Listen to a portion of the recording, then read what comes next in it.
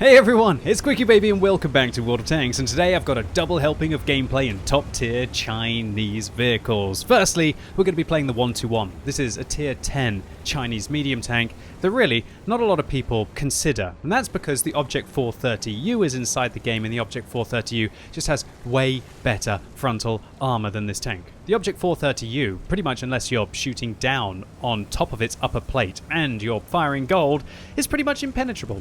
This armor, on the other hand, while it's useful against tier 8 and tier 9 tanks if they're not firing gold at you, as soon as you have to deal with those pesky, decent pen tier 9 vehicles or even tier 10 tanks, and as soon as they load the gold, then pretty much your armor is kind of butter.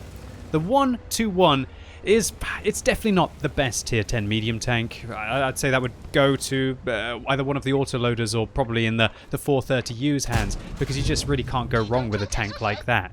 However, what the 121 has over the 430U is just raw gunpowder. This is a really nice gun. It's a 122mm main armament with decent penetration, 258 on its standard rounds, and great penetration on its premium rounds of 340.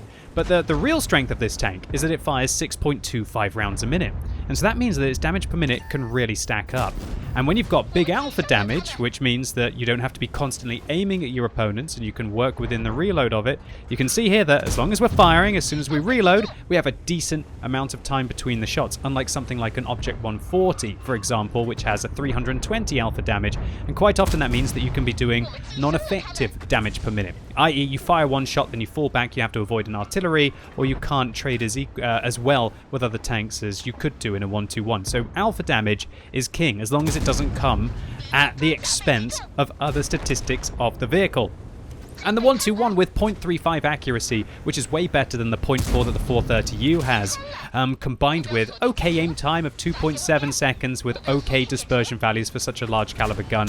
I mean, the aim time on this tank, I would never consider it to be great. It's definitely okay. It's not absolutely horrific like it would be on its predecessor, the WZ-120. On the 121, it just feels like it's alright.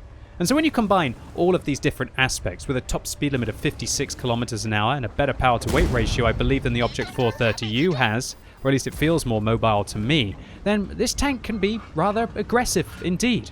The only real competition that this tank has, apart from the 430U, is the 113, the tier 10 Chinese heavy tank. And I'll be talking more about that in just a second. Now, that's because, spoilers, we're going to be playing around in it after this. So let's focus on what's going on here. What's going on here is, for some reason, on this game of Assault, everything is just going amazingly for the 121. We've just blitzed our way down the southern flank of this map. And now we've managed to catch a 121 who's boldly trying to hold off multiple opponents for him or my teammates inside the town. And just every single shot seems to go where I want to. We're not having to fire any amount of gold ammunition. I mean, we're also aiming our shots well, and we're thinking about where we need to go to hunt the next target. I'm already thinking about the T-62A on my left. I'm going to let him shoot me once, make sure I finish off the I-7 before he gets me, and I'm going to slip my way into the dip. Unfortunately, the T-62A's higher DPM and better rate of fire there manages to put 2 rounds into me, but now I'm in an engagement where I can use the 440 alpha damage that this tank has to really hopefully be able to outtrade my opponents. And the T-62A fluffs the shot there at one of my tracks, and it fails to even damage my tank. And now up to 7,200 damage in 4 minutes. Just what's going on here? What's going on here? Well, this is pretty much just waltzing around the map and not making mistakes, and just, yeah, and if you don't make mistakes and your tank's got 2,700 base DPM, then you don't really need to be firing for many minutes consistently to still rack up some huge damage games. Now look, what I'm showing you here is not a huge amount of skill. This isn't me holding off a 1 versus 5 situation or sweating in a low tier tank against higher tiered opponents. This is just what Chinese raw power can do in the right situation. These tanks have no finesse, but when you don't need finesse, then their raw power just seems to be able to do kind of what the Soviet tanks do, but just foregoing even more of the finesse that you get on some of the Soviet vehicles. The 430U, but why do you need armor if you can just keep plowing through your opponents and you can still use what you have? Then, of course, it's better to have the damage per minute, the aim time, and the accuracy that you have on the 121 instead of the 430U. And in a game like this, the 430U could have only dreamed of a result. And there are many medium tanks that could have only have dreamed of a result like this. I'm not sure if we've even fired any heat rounds this game, so that just makes it all the more rewarding. But then again, in a matchup like this, that's a given. And will we be able to secure our 5th kill and push our damage over 9,000? Well, yes and no. 9,000 exactly. I mean, that's not really meme-worthy. If only I'd had one more extra point of damage, right, boys and girls? So now let's rock and roll in the 113. Is this tank going to be 8 worse than the 121? Yeah, I'll get my code. I think the video's done here. I'm not sure how I can recover from that one. So the 113, the heavy variant of this Chinese all-in kind of meta, as I said, with the 121, it forgoes a lot of the finesse that you have on other vehicles. If you want to have the WZ-111 5A, for example, you have 7 degrees of gun depression over the front of the tank, you've got better aim time, you've got higher alpha damage. What does the 113 do? Well, this tank, when it first went into the game, in my opinion, was absolutely horrific. I absolutely hated it. Sure, it could do well in some situations because this thing has a great turret and a great upper hull, and if you can hide the lower plate, it is a really hard tank to be able to penetrate. And that is a key advantage of the 113 over the 121, is that as it is a heavy tank, as you would expect, its armor is just massively better. Although this does come at a cost. Firstly, you lose a quarter of a round a minute rate of fire. You also lose some accuracy, you lose some dispersion when you're moving, you lose some aim time on the vehicle. So you have to take all of these into account. Now, the real weakness for me about the 113 is just how long this tank is. It's a long vehicle, and that means from the side, it's an easy thing to pen. The 113 as well doesn't have this magical bar along the side. It's very thin. The bar along this side is actually incredibly thin. You see the slant along here? What that means is that if you shoot the 113 here, it's going to ricochet pretty much every single time, unless you get really lucky with some kind of heat pen. The IS-7, the actual angle on the IS-7 is narrower, or it's shallower, but it's much, much longer. And so that means pretty much half of the side of an IS-7 will always auto-ricochet you, whereas the 113, it's a much, much smaller area on the vehicle, which is just not very effective. And so you do get stung in the side of the 113 way, way, way more than you would do in other vehicles. And so this is definitely something you've got to take into account, that if you're used to your IS-7, if you think, oh, I'm just going to go and get the 113, it's got better damage per minute, it's got better gun handling than my IS-7, and it looks like it's a very similar vehicle, maybe even got a classy bit of power to weight, some okay ground resistances on this tank, and yeah, it does.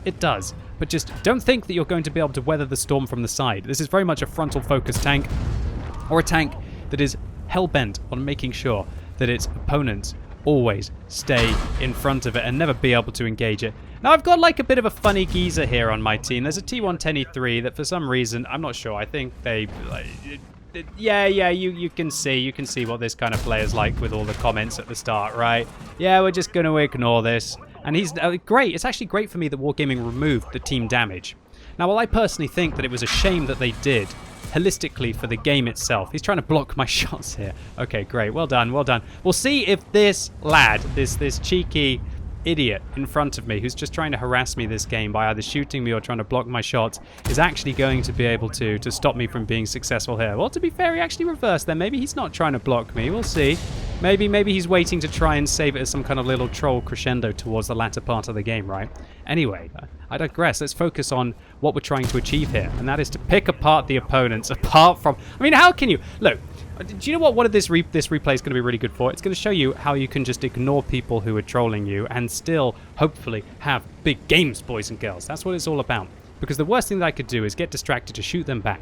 But anyway, let me focus on what I was saying. And that is that I think it was actually a mistake by Wargaming to remove team damage, because I thought that it was actually quite good when you got punished for making bad shots, and it made those engagements feel like it was more purposeful. And also, I think that it's really annoying now that my artillery will just always shoot into the combat, and the enemy artillery will always shoot into the combat against me. And they will never team damage the player on their team, but they're always going to hit me and damage me. That just seems a bit unfair that artillery have been given this free reign to be able to just do whatever they want. So once again, Mr. T110E3 is trying to show himself up. But we're just going to ignore him. We're going to move on, and we're going to see how effective he is towards the end of this battle. Yeah, I'm kind of setting this one up a little bit, right? Alright, so 113 in a city environment. This is exactly where you want to be. Have a quick look to my right, and I see that the T-30 is not aiming at me, so all this is going to get juicy.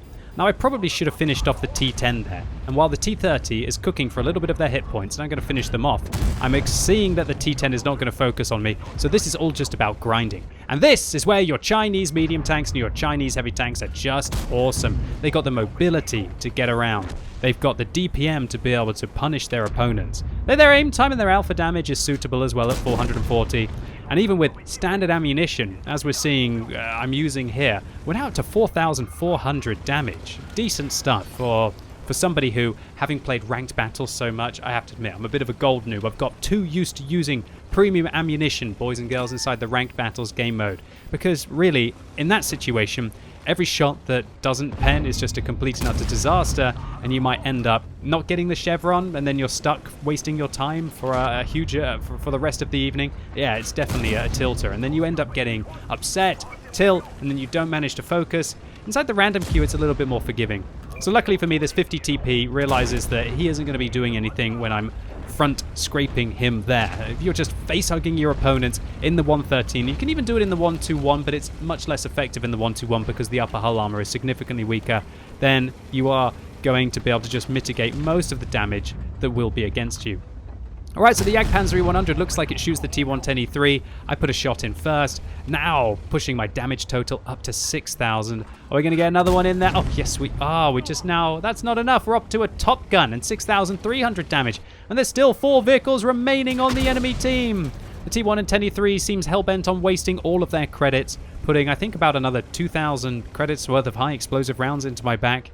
I guess it's very good for me. I can complain about that I don't like wargaming dumbing down the game and making it easier for players to suck and making it easier for artillery to just shoot into combat. But it's very good for me because all of these idiots, these muppets, these people who've got nothing better to do with their lives, at least they can't wreck my tank consistently anymore. And it was definitely something that was holding me back. Yeah, fame is a double-edged sword, right, boys and girls? And I guess the only real winner in this situation is wargaming, right? With the fact that T110E3 is wasting all of their credits. Anyway, 113, 7,500 damage, and oh my lord, did I really get a red Radley Walters medal? It just felt too easy, right?